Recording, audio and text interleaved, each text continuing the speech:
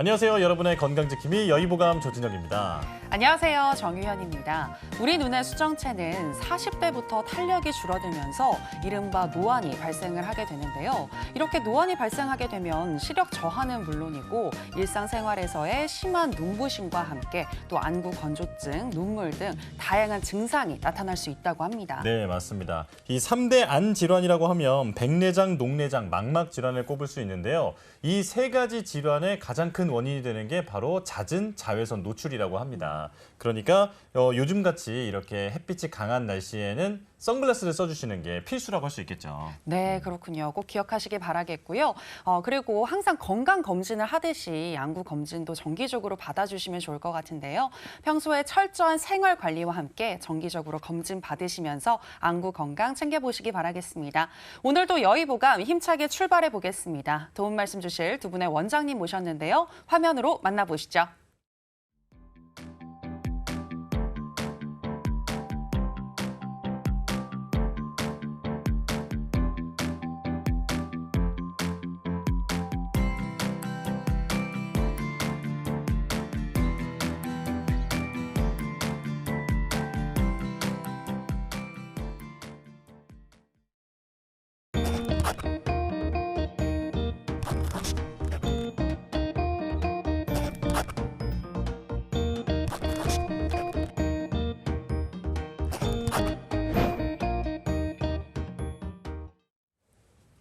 여의보감 오늘은 두 분의 이사님을 모셨는데요.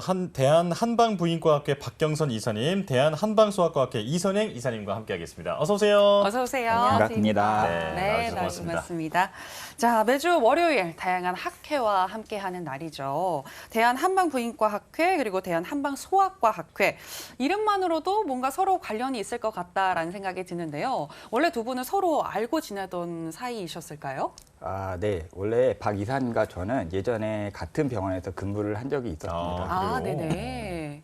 예전에는 제가 수련 과정을 밟을 때 이미 전임의를 하고 계셔서 제가 그 한방부인과에 대한 교육도 같이 받았었고 오늘 이렇게 오랜만에 찾아뵌 만큼 제가 한방부인과 학에 대해서 한 수 배워간다는 생각으로 같이 자리하게 되었습니다. 겸손한 말씀이시네요. 그럼 박 이사님도 인연에 대해서 좀 설명을 해주시죠. 네, 말씀 주신 것처럼 예전에 같은 병원에서 근무를 했었고 뭐 저한테 배우겠다고 했지만 오히려 제가 오늘은 이선행 교수님께 많이 배워가도록 하겠습니다. 예전에도 사이가 좋으셨나 봐요. 오늘도 분위기 아주 훈훈하게 출발해 보겠습니다. 네. 자, 이렇게 두 분을 모실 수 있었던 게 대한여한의사회의 역할도 컸는데요. 자, 이 대한여한의사회와 이 두 학회의 인연과 앞으로의 협력 계획에 대해서도 들어보겠습니다. 먼저 박 이사님께서 설명해 주실까요?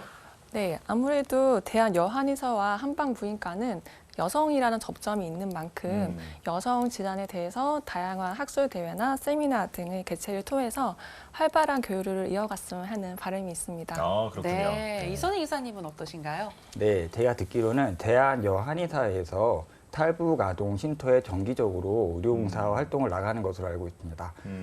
아무래도 아이들을 대상으로 하는 활동인 만큼 대한한방소아과 학회에서도 협업을 할 수 있는 부분이 있다면 같이 하면 좋을 것 같다는 생각을 하고 있습니다. 네, 대한여한의사회와 협업, 아름다운 협업 기대해 보도록 하겠습니다. 자, 그러면 오늘의 첫 번째 주제를 시작하기에 앞서서요. 대한한방부인과학회 이사님을 모신 만큼 이 학회 이야기를 또 안 여쭤볼 수가 없을 것 같습니다. 대한한방부인과학회란 어떤 학회인지 소개 부탁드릴게요.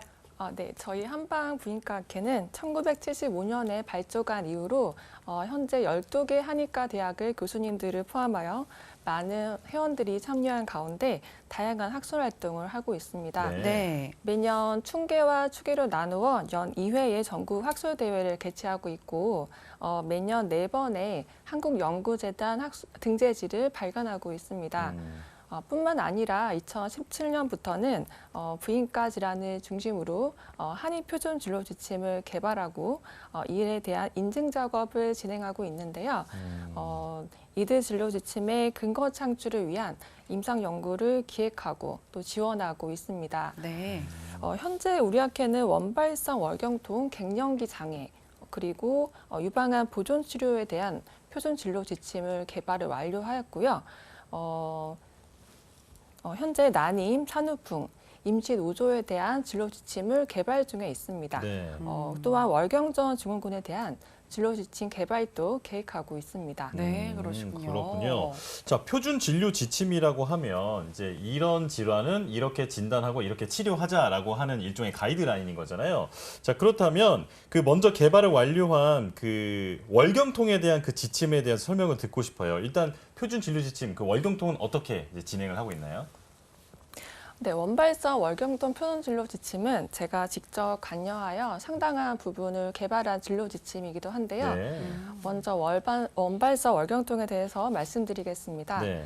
원발성 월경통은 골반 내 통증을 유발할 수 있는 자궁 근종이라든지 자궁 내막증 같은 특정한 질환 없이도 월경 시의 통증을 호소하는 증상을 의미합니다. 네. 가임기 여성의 약 50% 정도가 호소하는 부인과 질환 중에서는 상당히 유병률이 높은 질환이라고 할 수 있는데요. 월경통이 심할수록 여성들의 삶의 질이 떨어지고 학업이나 업무 효율성이 감소하기 때문에 사회 경제적 손실로 이어진다라고 볼 수 있습니다. 네. 네. 하지만 이러한 월경통은 한의학적 치료로 비교적 좋은 효과를 보이고 있는데요. 네. 저희가 개발한 진로 지침에 따르면 특히 한약 복용이나 침뜸 등의 치료를 받은 군이 무처치군이나 플라시보군 그리고 진통제를 복용한 군의 대조군에 비해서 통증 정도나 삶의 질 측면에서 유의하게 치료 효과가 높은 것을 확인할 수 있었습니다. 치료 기간으로는 보통 3개월을 제시한 연구가 가장 많았습니다. 아, 네, 그렇군요. 지금 보니까 저도 특정한 질환이 없지만 이 월경통을 가지고 있는 원발성 월경통 혹은 생리통에 해당을 하는 것 같은데요. 한 달에 이렇게 하루에 이틀 너무 힘들 때마다 저도 어쩔 수 없이 진통제를 복용하게 되는데 한의학적으로 치료 같은 경우에는 아무래도 좀 장기적으로 보고 어떤 증상을 완화시키는 치료라고 하던데 맞나요? 네, 맞습니다. 월경통이 있을 때 진통제를 복용한다는 것은 말 그대로 통증을 심할 때 진통을 시킨다는 의미잖아요. 근데 한약으로 월경통을 치료한다는 것은 월경통이 있기 전에 미리 한약을 복용하여 월경 시기가 왔을 때 통증이 덜한 몸 상태를 만들어주는 것을 의미합니다. 네네. 제가 작성했던 월경통에 대한 한약의 치료 기전을 분석한 SCI급 논문에 따르는 한약은 플러스타글란딘이라는 통증 유발 물질의 높아진 농도를 낮춰줌으로써 통증을 완화시키는 것으로 나타났습니다. 환자의 나이나 중증도에 따라서 치료 기간은 차이가 있지만 평균적으로 3개월 정도의 한약 복용으로 월경통의 정도가 완화될 수 있습니다. 네. 심한 통증이 없어진 후에는 침치료만으로 관리를 하거나 한약이 없이도 통증이 완화된 상태를 유지하는지 관찰을 하게 됩니다. 이런 식으로 치료를 종료한 후에는 수년간 진통제 복용 없이도 월경 시기를 무난히 넘길 수 있는 상태를 유지할 수 있습니다. 그렇군요. 네. 그러니까 아팠을 때 통증을 진통을 시켜주는 게 아니라 아예 안 아픈 몸을 만들어주는 것을 네, 목표로 하고 맞습니다. 있다. 네, 이렇게 설명을 해주셨는데요. 자, 그리고 또 부인과 질환하면 월경통만큼이나 아주 흔하고 익숙한 게 바로 갱년기 증상이 아닐까 싶습니다. 지난해만 해도 이 갱년기 장애로 진료를 받은 사람이 40만 명이나 된다고 하는데요. 자, 이선행 이사님 일단 갱년기가 무엇인지부터 설명해 주실까요? 네. 갱년기에는 여성 체내의 여성 호르몬이 급격하게 감소하면서 안면 홍조, 불면, 우울감, 요실금 등 다양한 신체적, 정신적 증상들이 나타나게 됩니다. 네.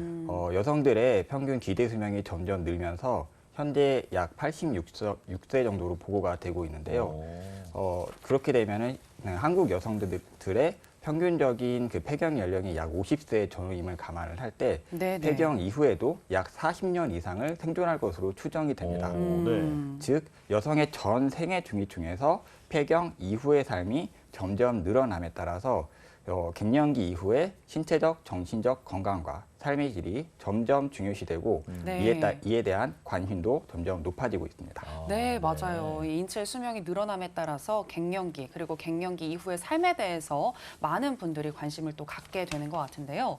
그런데 박경선 이사님, 이 대한한방부인과협회에서 갱년기 장애 관련해서도 한의 표준 진료 지침서를 마련을 하셨잖아요. 네. 아무래도 이 갱년기 같은 경우에는 호르몬과 연관이 있다 보니까 이 호르몬 치료를 하는 것으로 알고 있는데 한약 한약이 효과적인 좀 치료법이 될 수 있을지도 궁금하거든요. 네, 갱년기 장애 한의보존 진료 지침에 따르면 갱년기 안면 홍조에 대해서 한약과 침 치료가 유행 효과가 있었고 네. 배뇨 장애나 질위 쪽 증상에 대해서도 한약이 효과적인 치료가 될 수 있음을 가이드라인으로 제시하고 있습니다. 네. 호르몬 대체요법은 의과의 치료법으로 가장 많이 사용되는 방법이지만 유방암 등의 에스트로겐 의존성 질환이 있거나 정맥 혈전증 등의 심혈관 질환이 있는 경우에는 그런 여성들은 호르몬 대체요법의 금기층에 해당됩니다. 미국 내분비학회 지침에서도 갱년기 호르몬 대체요법은 치료 목적에 합탁한 상태에서 최단 기간 사용할 것을 공고하고 있습니다. 따라서 심한 갱년기 증상으로 고통받고 있지만 호르몬 대체요법을 사용할 수 없거나 혹은 앞으로의 위험성이 걱정되는 여성에게는 한약이 또한 좋은 치료가 될 수 있습니다. 한약은 호르몬 성분을 포함하지 않으면서 갱년기에 부족해진 음혈을 보충해주거나 긴장을 완화시키는 기전으로 효과를 가지게 됩니다. 이런 치료를 통해서 갱년기 증상이 개선될 뿐 아니라 신체 전반적인 건강 상태도 개선됨을 볼 수 있습니다. 네. 와, 네네. 자, 호르몬 성분이 들어있지 않다 보니까 더 많은 그 환자들이 치료를 받을 수 있는 방법이 아닐까 이런 생각이 드는데요. 자, 지금 대표적인 부인과 질환들에 대해서 질문을 쭉 드리고 있는데 요즘에는 또 난임이 아주 사회적으로 큰 문제가 되고 있잖아요. 자, 이 난임에 대해서도 한의학계에서 많은 지원을 하고 있는 것으로 알고 있는데 자, 한방 난임 치료는 어떻게 진행되는지 이어서 설명해 주실까요? 네, 요즘 심각한 저출산 문제가 국가적인 이슈로 부각되고 있습니다. 네. 네. 한방 난임 치료는 임신 관련 검사상 특별의 원인이 없는 원인 불명의 난임이 효과적인데요. 남녀가 같이 치료하면 더 좋은 효과를 볼 수 있습니다.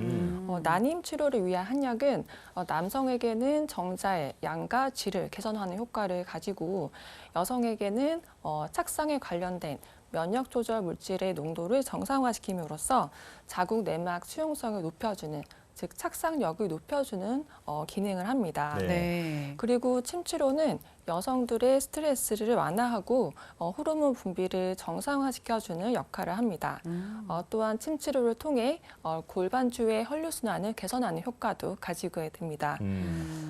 여성의 면역 조절 물질과 자궁 내막 수용성이 개선되는데 걸리는 시간과 그리고 남성의 정자가 생성되는데 약 90일 정도가 걸리는 것을 감안하면은 난임 치료도 최소 3개월 이상 받으실 것을 권장드립니다. 아, 네. 그렇군요. 한약의 경우에는 남녀 모두 다 드시는 게 좋을 것 같고 이 침 치료도 한 3개월 정도, 최소 3개월 이상 받으시는 게 좋다라는 이야기를 해주셨는데요.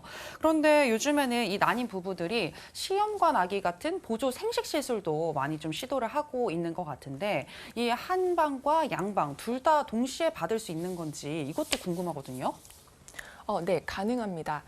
하지만 그 보조 생식술에서 과배란 유도 시 사용하는 호르몬과 그리고 한약이 동시에 작용하게 되면은 과배란의 결과에 영향을 미치기 때문에 네. 양방 치료와 한방 치료를 병행할 때는 한방 치료를 먼저 1에서 3개월 정도 받으면서 자연 임신을 시도하시고 네. 그 후에 이어서 양방 보조 생식술을 받는 방법을 권장드립니다. 시험관 아기 시술을 받는 부부들이 아마 실패를 한다면 거의 이제 착상 실패 때문에 이제 실패를 하게 되는데요. 이전에 시험관 아기 시술에 반복적으로 이제 실패하셨던 부부들은 연이어 무리한 시술을 받는 것보다는 한약 복용으로 자궁 내막 수용성, 즉 착상력을 개선시킨 후에 다음 시험관 아기 시술을 받으시는 것이 임신 성공 확률을 높일 수 있는 방법이라고 볼 수 있습니다. 네. 그렇군요. 자, 원장님들께서 이렇게 나오실 때마다 이렇게 어머니의 모음이 땅이라면 이제 그런 아이가 이제 씨앗이다 이렇게 표현을 하시잖아요. 그러니까 좋은 땅을 만들기 위한 그런 치료를 한다라고 이해를 하면 좋을 것 같은데요. 자, 그리고 이제 다음 질문은 생리불순입니다. 생리불순, 그러니까 주기가 왔다 갔다 한다든지 뭔가 이렇게 규칙적이지 않은 것을 생리불순이라고 하는 건데 이런 경우에는 임신이 불리하다고 들었거든요. 이 이사님. 자, 생리불순이 있는 여성은 어떻게 임신을 준비하면 좋을까요?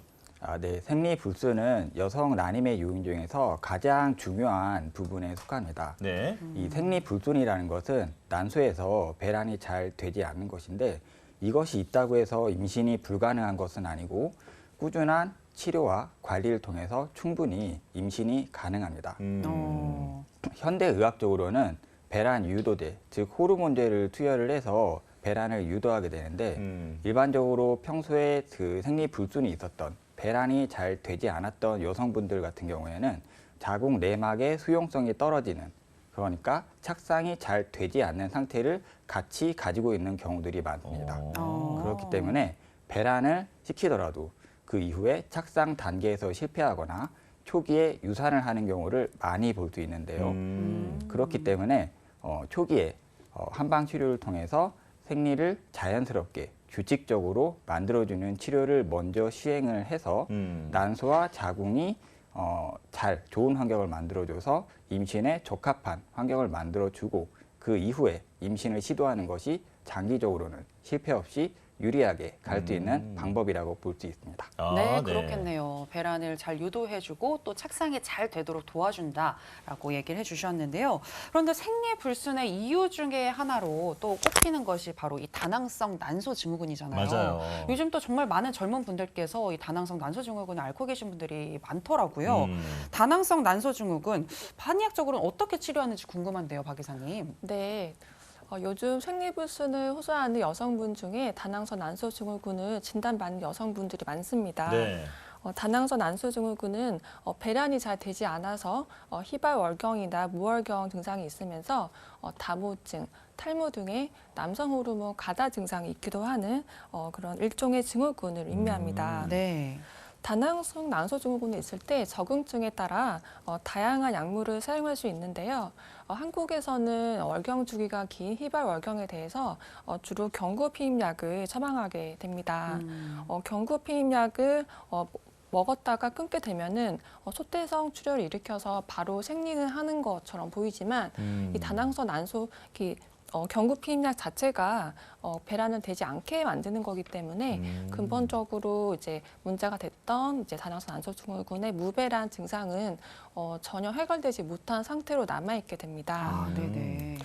한의학적으로는 직접적으로 호르몬을 투여하지 않으면서 한약으로 체내에 정체되고 불필요한 물질인 습담을 제거하는 그리고 호르몬이 정상적으로 분비될 수 있는 환경을 만들어주는 역할을 합니다. 네. 또한 침치료가 베타 엔도르핀의 분비를 촉진하여 호르몬 분비를 정상화시켜주는 역할을 합니다. 한의 치료가 이제 상대적으로 치료 기간은 더 길게 걸리는 편이지만 근본적으로는 배란을 정상화시켜주는 방향으로 치료 목표를 하기 때문에 치료가 종료된 후에도 정상화된 월경 주기가 상당히 오래 지속되는 것을 관찰할 수 있습니다. 아, 네. 원장님, 그런데 저는 말씀 들으면서 추가적으로 좀 궁금한 게 사실 저희도 이제 지금까지 다뤘던 주제들 중에서도 다낭성 난소증후군을 다룬 적이 있었거든요. 네. 이제 성장기 여아들이 좀 이것을 많이 네. 이제 조심해야 된다고 하는데 그 성장기 아이들은 어떻게 치료를 하나요? 성장기 아이들 같은 경우에도 성인과 특별히 다를 건 없습니다. 네, 이따가 이제 또 소아과 말씀하면서 다시 한번 또 말씀드리도록 하겠습니다. 아, 네, 알겠습니다. 자, 그렇다면 다낭성 난소증후군 환자의 경우 생활 관리는 어떻게 하는 게 좋은 건지 좀 이어서 설명해 주실까요? 네, 다낭성 난소증후군의 대표적인 증상으로 비만이 많이 알려져 있습니다. 네. 그래서 이제 환자분께서 비만에 대해서 많이 인지를 하시고 이제 살을 빼야겠다 이렇게 하고 진료실을 오시는 분이 또 상당히 많으신데요. 네. 근데 실제 임상적으로는 비만의 유병률이 인종이나 국가마다 차이가 커서 한국에는 다낭성 난소증후군 여성 중에 비만의 비율이 생각보다는 그렇게 높지가 않고 정상 체중이거나 심지어 저체중 여성도 많습니다. 네네. 과체중인 여성이 체중 감량을 했을 때는 배란 회복에 긍정적인 효과가 있었지만 정상 체중이거나 저체중 여성에서는 체중 감량을 했을 때 추가적인 이득은 없는 것으로 보고되고 있습니다. 네. 심지어 극단적인 저체중이거나 체지방량이 매우 낮은 경우에는 성호르몬 생성 자체에 문제를 일으키기 때문에 오히려 배란을 더욱 방해하는 측면이 있습니다. 그래요? 따라서 다낭성 난소 증후군을 진단받는 여성들은 무조건적인 이제 체중 감량을 하기보다는 네. 전문의 소견에 따라서 본인의 몸 상태에 맞는 체중 관리를 하실 것을 추천드립니다. 네, 그런데 박 이사님, 보통 비만이 원인이라고 하셨는데 비만하지 않았는데도 이 다낭성 난소증후군이 생기는 이유가 있을까요? 이거는 이제 기본적으로 내분비 문제이기 때문에 네, 여러 네. 가지 유전적인 요인이라든지 뭐 생활 환경이라든지 스트레스라든지 그런 부분이 복합적으로 영향을 미치는 부분이기 때문에 꼭 비만이 한 가지 원인이 되기도 하지만 네. 그렇지 않는 경우도 많다라고 볼 수 있습니다. 그렇군요. 그러니까 요즘에는 뭐 환경 호르몬의 노출도 너무 또 잘 되어 있고 또 인스턴트 식품이나 이런 것들을 많이 섭취하게 되면서 좀 체질적으로 뭔가 변화가 일어나는 것이 아닌가라는 생각이 드는데 자, 그렇다면 음식이 굉장히 중요할 것 같습니다. 이 다낭성 난소 증후군을 피하기 위해서 조심해야 할 음식이 있을까요? 네, 아무래도 체중 감량이 필요한 다낭성 난소 증후군 환자들은 체중 관리를 위해서 고칼로리, 고지방 식이는 제한하는 것이 좋습니다. 그리고 제가 처음에 다낭성 난소 증후군이 여러 가지 증상의 증후군이라 말씀드렸잖아요. 그래서 네. 그중에 내당능 장애도 있거든요. 내당능 장애라는 것은 결국 당뇨 경향이 있다는 건데 네. 내당능 장애가 있는 다낭성 난소 증후군 환자분들은 당뇨병 관리에 준해서 설탕이나 꿀 등의 단순당의 섭취를 줄이고 국물이나 야채 위주의 식단으로 식단을 구성하는 것이 좋습니다. 그렇군요. 네. 자, 다낭성 난소 증후군 요즘에 젊은 여성분들에게도 많이 나타나고 있기 때문에 방금 원장님이 말씀해 주신 내용들 잘 기억을 해두셨으면 좋겠고요. 자, 그리고 다낭성 난소 증후군 외에도 월경 주기가 불규칙해지는 다양한 원인이 있을 것 같습니다. 자, 그런 경우에는 또 어떤 치료가 이루어지는지도 설명을 해주실까요? 네, 월경 주기가 불규칙할 때 다낭성 난소 증후군 같은 특정 내분비 질환을 진단받는 경우도 있지만 네. 초음파나 혈액 검사에서 아무런 문제가 없는 특발성 생리불순을 가지고 있는 여성분도 꽤 많습니다. 네. 이 경우는 스트레스가 많거나 생활 관리가 잘 되지 않아서 일시적인 호르몬 불균형이 있는 것이라고 볼 수 있는데요. 그리고 또 다른 원인으로는 이렇게 드물긴 하지만 간혹 이제 만 40세 이전에 호르몬 수치상 폐경 상태를 진단받는 조기 난소 부전을 진단받는 여성들도 있습니다. 네. 두 경우 모두 한약이나 침치료로 좋은 효과를 볼 수 있지만 앞서 말씀드렸던 특발성 생리불순의 경우에는 비교적 치료가 잘 되는 편입니다. 하지만 조기 난소 부전의 경우에는 그런 치료를 받고 가역적으로 월경 주기가 회복되는 경우도 있지만 다른 원인에 비해서는 예후가 좋지 않다라고 말씀드릴 수 있겠습니다. 네. 원인이 뭐가 있는지 정확한 그걸 파악하는 게 원인을 파악하고 제대로 된 치료를 받는 게 중요하겠다라는 생각이 드는 것 같은데요. 네. 그리고 또 하나 궁금한 게 왜 여성 3대 질환으로 뭐 자궁, 그다음에 뭐 유방, 그다음에 갑상선 요 세 가지를 좀 가장 많이 언급을 하는 것 같습니다. 제 주변에 이제 부모님이 갑상선 암을 진단을 받았는데 제 친구 같은 경우는 유방암을 또 진단을 받은 거예요. 네. 이게 이렇게 다 연결이 되어 있어서 실제로 네. 영향을 주나요? 이사님. 아무래도 이제 그러니까 유방과 이제 자궁 같은 경우에는 에스트로겐 의존성 조직이기 때문에 에스트로겐 자궁이 있을 때 같이 좀 악화되는 경향을 가지고 있습니다. 네. 또 이제 그런 특징적인 부분이 있고 그리고 특히 부인과 암 같은 경우에는 가족력이 상당히 많은 부분을 차지하고 있습니다. 그렇기 때문에 어머니가 유방암이 있거나 자궁 쪽에 질환이 있거나 그런 경우에는 자녀분도 딸도 이제 같이 가지고 있는 상당히 유전적인 성향에 강한 측면이 있긴 합니다. 네. 그렇다면 그렇군요. 혹시 가족력이 유방이나 갑상선 쪽에 있다고 하더라도 부인과를 자주 내원을 하시는 게 좋겠네요. 네, 맞습니다. 자, 부인과 질환에 대해서 다양한 이야기 나눠봤는데요. 저희가 내용을 정리해봤습니다. 화면으로 한번 보실까요?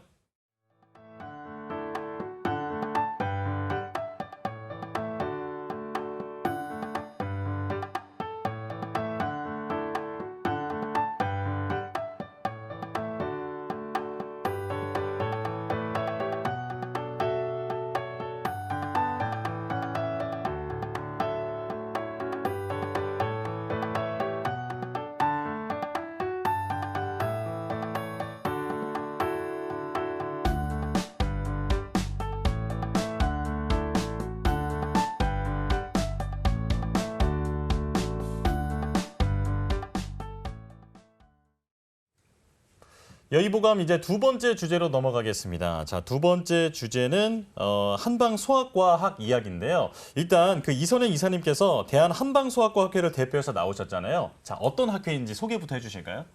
네. 대한한방소아과학회는 방금 말씀드렸던 대한한방부인과학회와 같이 1975년에 창립을 해서 약 50년 가까이 활동해온 대한한의학회 산하 정규 회원 학회입니다. 네. 네. 다양한 연구 결과 논문을 게재하는 대한한방소아과 학회지를 연 4회 발간을 해서 한방소아과학과 관련된 최신 의료 정보를 교환을 하고 연 2회 이상 학술대회를 개최를 해서 학회 회원 간의 소통의 장을 마련하고 있습니다. 네. 이렇게 활발한 학술 활동과 창의적 연구 활동으로 한의학 발전과 국민 보건 향상에 기여한 공로를 인정받아서 2016년부터 2022년까지 대한한의학회 우수학회로 선정이 된 바 있습니다. 네, 그렇군요. 그렇군요.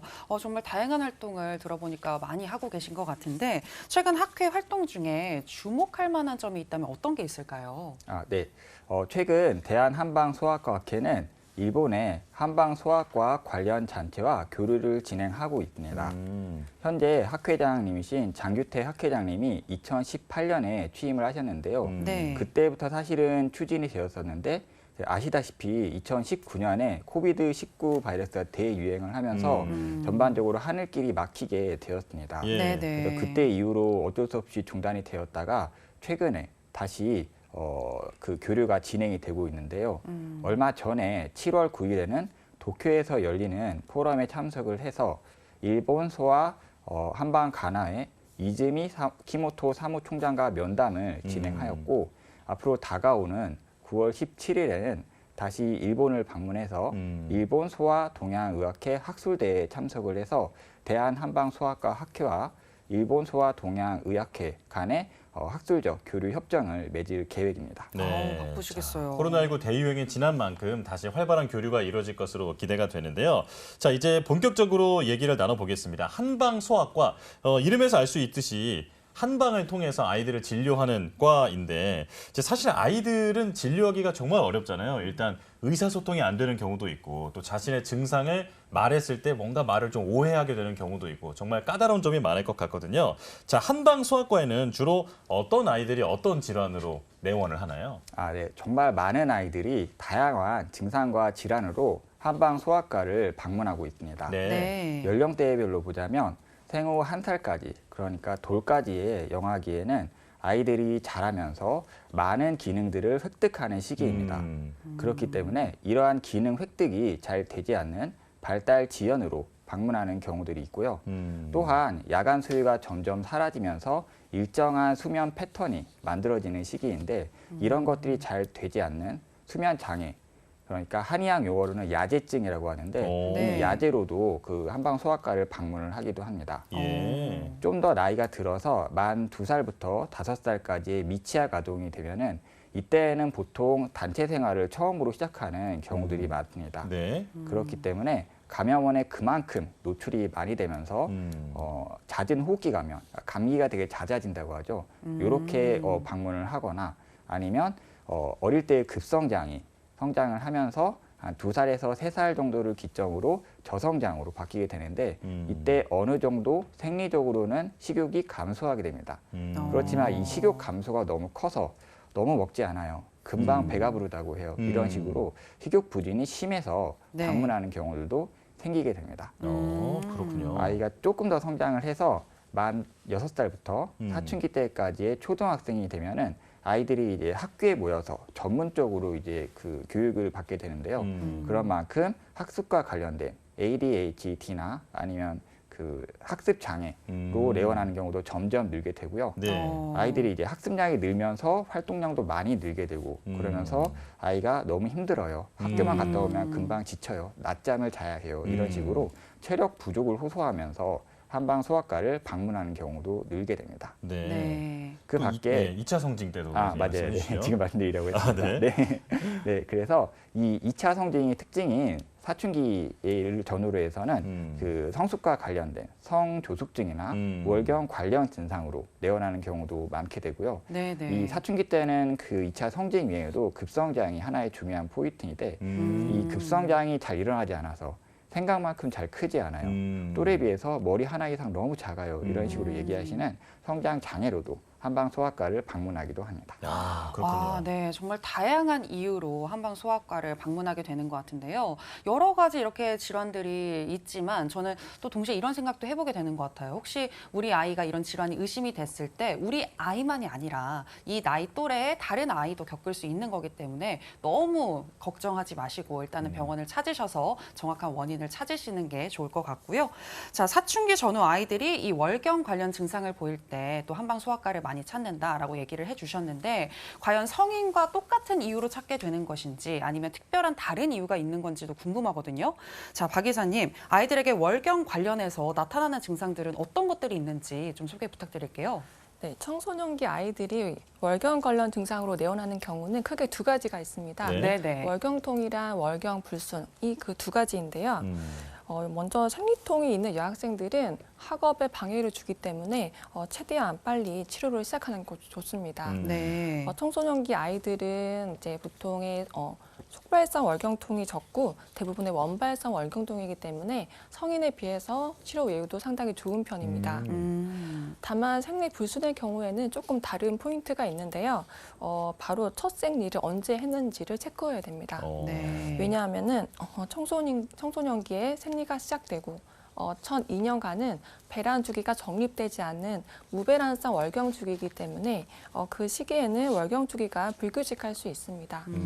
그렇기 때문에 이 시기는 생리불순이 있더라도 초경후 2년까지는 일단 지켜보고 그 이후에도 지속적으로 생리불순이 있을 때는 성인의 생리불순에 준하여 치료를 진행하게 됩니다. 네. 아까 질문 주셨던 다낭선 안소의 경우에도 네. 네네. 2년까지는 아직까지는 정립되지 않은 시기이기 때문에 그 시기가 지나면은 성인에 준해서 같은 검사와 치료를 진행하시면 됩니다. 그러니까 초경이 그렇군요. 시작되고 네. 2년까지는 네. 쭉 지켜보다가 네. 그 다음부터 이제 판단하게 성인과 된다는- 동일하게 성인과 동일하게 평가와 치료를 진행하시면 됩니다. 네, 알겠습니다.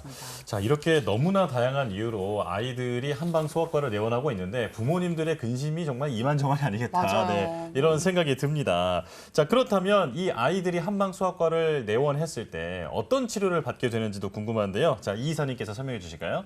네, 아이들에게서도 이제 성인과 준해서 한약 치료, 침치료, 뜸치료, 추나치료 다양한 치료가 많이 시행이 되고 있지만 네. 네. 아무래도 임상에서는 한약 치료의 선호도가 가장 높기도 하고 부모님들이 원하기도 해서 주로 한약 치료가 많이 시행이 되고 있습니다. 네. 네. 성인과 같은 일반 탕약의 형태로도 많이 아이들이 복용을 하고 있고 이 외에도 경우에 따라서는 증류를 시켜서 맑은 부분만 취해서 좀 이제 쓴맛을 없앤 중요 한약의 형태로도 많이 활용이 네네. 되고 있고요. 그럼 안 써요, 그게 맛이? 쓰지는 않습니다. 오, 근데 특유의 그래요? 한약의 향이 나서 네. 보통 그 향만을 취해서 이제 아이를 치료할 때 쓰는 보통 감기약이나 뭐 이런 종류에 많이 사용을 하게 되고 예. 네. 보약 같은 경우는 이제 그 향만으로는 조금 이제 부족한 부분이 있어서 보약이 필요한 경우에는 증류 한약만으로는 사실 많이 활용을 하지는 않는데 아이들이 너무 이게 한약에 대한 수능도가 떨어지거나 이런 경우에는 일부 증류 한약의 형태로 많이 투여가 되고 있습니다. 네. 네. 네, 이 외에도 기존에 없었던 약의 형태였던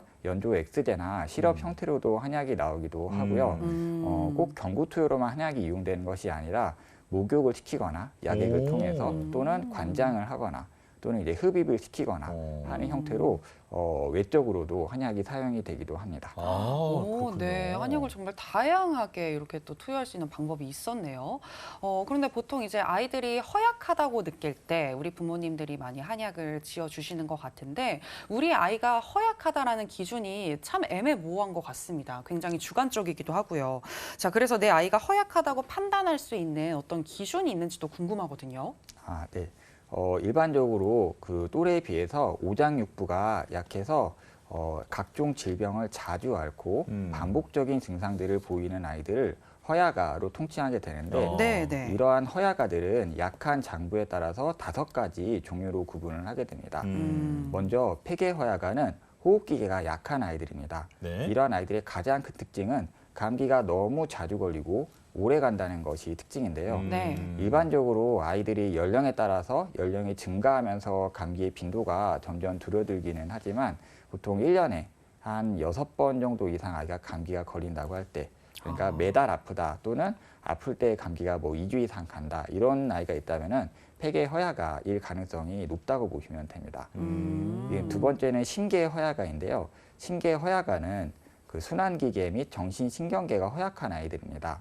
이러한 아이들의 특징은 겁이 좀 많고 예민하면서 수면의 장애, 그러니까 자주 부채고 자주 깬다던가 하는 특징이 있습니다. 우리 아이가 남들보다 조금 더 예민한 것 같고 뭔가 잠을 잘 못 자고 이런 느낌이 있다면 아이가 신계 허야가에 해당될 가능성이 높다고 보시면 됩니다. 네, 네. 세 번째는 비계 허야가인데 이 비계 허야가는 소화기계가 약한 아이들입니다. 대표적인 특징이 입맛이 없고 식사량이 적은 것이 특징인데요. 이 외에도 배가 자주 아프거나 설사나 변비가 잦거나 이런 그 대변의 문제도 같이 동반이 되는 경우들이 많습니다. 네 번째는 간계 허야가입니다. 간 기능 및 대사가 약한 아이들인데요. 이런 아이들은 금방 지치고 피로해지는 것이 특징입니다. 이외에도 눈 쪽에도 질환이 잘 나타나는 특징들이 있어서 다래끼가 자주 생긴다든지 아니면 눈이 잘 충혈된다든지 자주 비빈다든지 이런 특징들을 보이기도 합니다. 예. 네. 마지막으로 다섯 번째는 신계 허야가인데 이런 아이들은 비뇨 생식기계 및 골격계가 약한 아이들입니다. 대표적으로 체격이 너무 왜소하다 이런 느낌이 든다면 아이가 신계 허야가일 가능성이 높긴 하는데 이외에도 이제 비뇨 생식기, 그러니까 야뇨가 좀 늦게까지 간다든지 아니면 뭐 다리가 자주 아파서 금방 뭐 조금만 가도 업어줘야 된다든지 이런 아이들이 좀 신계 허야가에 해당한다고 보시면 되는데요. 네, 네. 이런 허야가들은 일반적으로 돌 이후부터는 매년 부약을 1년에 2번 이상 복용하는 것이 권고가 되고 있지만 아이들이 성장하면서 오장육부가 점점 튼튼해집니다.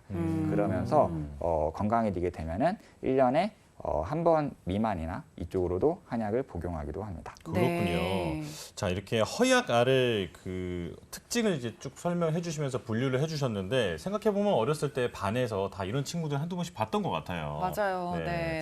네. 자, 네, 이제 그렇다면 이런 오장 허약알을 확인하는 설문지도 있다고 들었는데 그 내용도 소개해 주실까요? 네. 2019년에 대한한방 소아과 학회지에 소아 허약 검사라는 그 설문지가 발표된 바가 있는데요. 네. 이 검사가 바로 오장 허약알을 감변하는 설문지라고 보시면 됩니다. 문항은 모두 30문항인데 제가 그 일부를 지금 영상으로 가지고 왔습니다. 네. 보시면은 그 1번이 눈이 자주 충혈된다 이런 내용이 있는데 이게 간계 허약아에 해당하는 내용이라 보시면 될 것 같고요. 네. 2번 문항이 잠꼬대를 많이 하거나 자다가 자주 놀랜다. 이것이 신계 그렇죠. 네, 신계 허약아에 해당되는 내용입니다. 세 번째가 배가 자주 아프다. 이건 비계 허약아에 해당하는 내용이고요. 4번이 감기에 자주 걸리고 걸리면 잘 낫지 않는다. 근데 일반적으로 감기가 한 2주 이상 가거나 항생제를 복용해야 될 정도까지 가는 경우를 감기가 잘 낫지 않는다라고 보통 표현을 하게 되는데 네. 이런 경우를 폐계 허약아에 해당이 된다고 볼 수가 있습니다.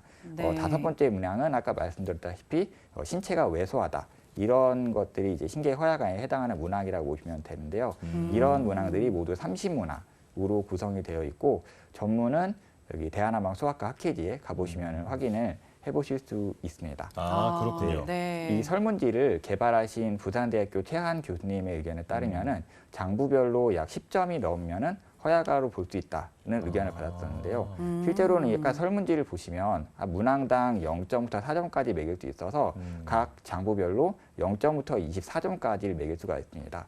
그러니까 절반 가까이 약 12점 정도가 되면은 아이들이 좀 남들보다는 조금 허약하구나 이렇게 생각할 수도 있겠다고 보시면 될 것 같습니다. 그렇군요. 네. 지금 이 내용은 학회지에 나와 있다고 하니까요. 학회지를 검색할 수 있는 사이트에 이 오장 허약아 설문지를 한번 쳐서 검색을 해보시고 우리 아이가 허약한지 아닌지를 판단해 보셔도 좋을 것 같고요.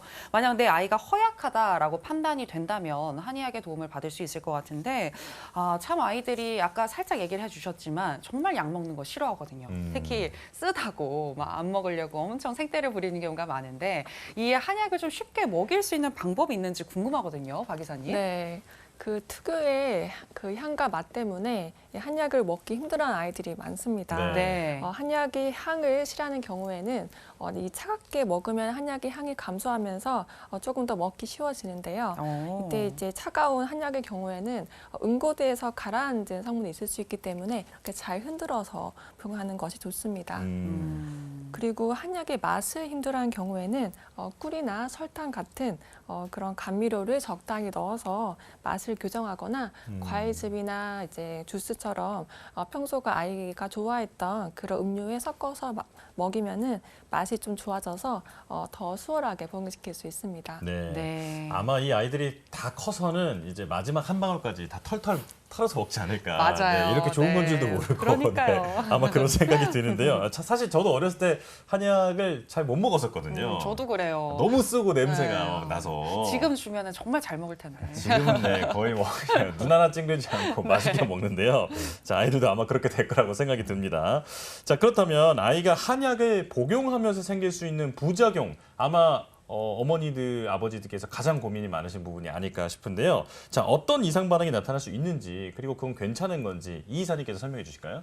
네. 2010년에 대한한방소아과 학회지에 한약을 복용한 소아에 대한 그 부작용에 대한 연구가 발표된 바가 있습니다. 네. 이 연구에 따르면은 한약을 복용한 아이들 212명 중에서 단 9명에서 이상 반응이 발생을 했는데요. 대부분 복통이라든가 설사, 변비, 구토 같은 소화기계의 증상들이 대부분이었고, 이 외에도 이전에 없었던 야뇨라든지 피부 가려움증 등이 호소를 하기도 했었습니다. 하지만 이러한 반응들은 대부분 새로운 음식물을 섭취했을 때 나타날 수 있는 정도의 아주 가벼운 반응이었습니다. 별다른 치료를 하지 않고도 호전된 경우가 좀 많았고요. 네. 그래서 대부분 이런 소아의 그 한약 복용의 이상 반응은 짧으면은 한 수시간 이내, 좀 길어도 만 3일 이내는 나타나는 경향이 있고, 보통은 양을 줄여서 복용을 하게 되면 좀 그 개선이 되는 경향이 있기는 합니다. 그렇기 때문에 아이가 한약을 복용하는 경우 이상 반응이 나타나는 것 같다라고 생각이 되시면 보통은 절반으로 감량을 해서 복용하라고 저는 좀 설명을 드리고 있긴 하는데, 그 이후에도 지속이 되는 경우에는 그 한약을 처방한 한의사나 한약사와 상의를 해서 그 처방의 구성이나 복용 방법에 대해서 상담을 해보실 필요가 있습니다. 네. 자, 이상 반응이 물론 나타날 수 있지만 이게 음식을 먹었을 때 나타나는 그런 정도의 가벼운 증상이었다라는 점을 이제 기억을 해주시면 조금 더 안심이 되지 않을까 싶은데요. 자, 저는 이제 박 이사님께 좀 질문을 하나 드리고 싶은 게, 조금 전에 아이들이 한약을 이제 먹기 싫어하면 좀 더 한마디로 맛있게 해서 이제 줄 수도 있다라고 말씀하셨잖아요. 네. 만약에 무슨 이제 시럽이라든지 젤리라든지 혹은 네. 주스에 타서 마시게 한다든지 하면 네. 왠지 저는 약효가 좀 떨어지지 않을까 이런 생각이 들어요. 아. 이게 약효는 걱정할 필요 없는 건가요? 네, 전혀 그러지 않아도 괜찮습니다. 네, 네. 네, 어떤 점에서 그런 건가요? 원재료는 똑같이 네. 들어가는 건가요? 네, 이미 이제 기본 성분이 다 들어있기 때문에 추가적으로 이제 들어간다고 해서 뭐 특별히 방해되거나 그럴 것은 없습니다. 만약에 그게 네네. 음식이 아니고 다른 약이라면은 조금 시간 차이를 두거나 이렇게 할 필요가 있는데 뭐 주스 정도는 전혀 문제되지 않습니다. 아, 그렇군요. 네. 그럼 성인들도 그렇게 해주지 않을까 저는 이제 그런 생각이 들긴 하는데요. 근데 네. 저는 사실 한약 먹고 나면은 항상 저도 모르게 단 거를 찾게 되더라고요. 네. 이 쓴맛을 좀 중화시키고자. 네, 사탕을 보통 끝에 먹곤 하죠. 네, 그렇습니다. 여러분들 너무 쓴맛이 느껴지신다면 이런 방법도 있다라는 거 기억하시면 될 것 같고요. 또 아이들한테 한약을 복용할 때 주의사항을 혹시 있을지 이 부분도 궁금하거든요. 있을까요, 이 이사님? 일단은 아이들이 먹기 싫어할 때 억지로 먹이지 않는 게 좀 중요하긴 합니다. 네. 아이들에게 오히려 한약을 먹이다 보면 아까 그 박 이사님이 말씀하신 대로 특유의 맛과 향이 있기 때문에 아이들이 구토를 하거나 오히려 한약을 더 기피하거나 하는 경우들을 꽤 많이 보긴 했었습니다. 그래서 아이가 너무 거부하는 경우 좀 이제 꼭 그날 시도하지 마시고 다음 날에 좀 더, 오늘은 뭐 올리고당을 한 스푼 넣었다. 그럼 다음 네. 날에는 2스푼을 넣는다든지 이런 식으로 맛을 조금 더 교정을 해서 하면 아이들이 잘 먹는 경우들이 많이 있거든요. 그런 식으로 무리하지 않게 조금씩 시도를 하시는 것이 가장 좋기는 하고 네. 그리고 요새 같은 그 여름 같은 경우에는 요새 한약을 먹는 아이들한테 제가 설명을 하는 것이 날이 되게 많이 더워지고 있죠. 네, 네. 일반적으로 이제 보약을 먹게 되면은 몸에 양기가 많이 올라서 열이 더 날 수 있다고 하는 해서 좀 표현을 하고 있습니다. 물론 투여하는 보약이 뭐 보음약이라든지 물론 보약의 종류에 따라 다르겠지만 요새 같은 경우는 아이가 보약을 먹으면 야간에 잠을 못 자고 힘이 더 나서 또 팔팔해고 이런 경우들이 간혹 보긴 했거든요. 네네. 네. 이런 경우는 원래 소아과 한약 복용은 저는 이제 그 저녁 식후에 이때가 보통 골수가 보강이 되는 때라 이때 많이 복용을 하라고 설명드리고 있는데 예. 여름에 한해서는 아이가 잠을 잘 못 잔다 이럴 경우에는 오전에 먹어라 이런 식으로 복용 시간을 조정을 해서 먹으라고 설명을 하고 있거든요. 네, 이렇게 네. 좀 아이를 한약을 먹일 때 조금 운용의 묘가 필요한 때가 있기는 합니다. 네, 그렇군요. 운용의 묘가 필요하다. 네, 네. 좋은 말씀해 주신 것 같은데요. 저 그리고 또 최근에 소아 청소년과가 많이 사라지고 있다 이런 뉴스를 자주 접하게 되잖아요. 그렇죠. 네네. 이런 상황 속에서 아무래도 지금 속해 계신 이 학회 역할이 참 중요하지 않을까라는 생각이 듭니다. 대한한방소아과 학회 앞으로의 계획에 대해서 알고 싶은데요. 얘기해 주실까요? 예. 대한한방소아과학회에서는 소아 청소년과의 감소로 인한 소아 의료 공백에 대처하기 위해서 그전에는 한방소아과보다 소아 청소년과의 방문이 잦았던 급성 질환에 대한 진단이나 한의학적 치료에 대해서 연구를 진행을 하고 이에 대해 교육하려고 진행을 하려고 하고 있습니다. 네. 네, 국민 보건 향상에 이바지할 수 있게 최선을 다해서 학회 차원에서 할 수 있는 노력은 다 하도록 하겠습니다. 네. 네. 자, 요즘같이 아이들이 귀해지는 시기에 아마 그 역할이 더 중요해지지 않을까 싶은데요. 앞으로도 더 유익한 활동 기대하겠습니다. 자, 오늘 한방소아과에 대한 얘기와 그리고 대한한방소아과 학회의 역할까지 다양한 내용을 알아봤는데요. 주요 내용을 정리해봤습니다. 화면으로 다시 한번 보실까요?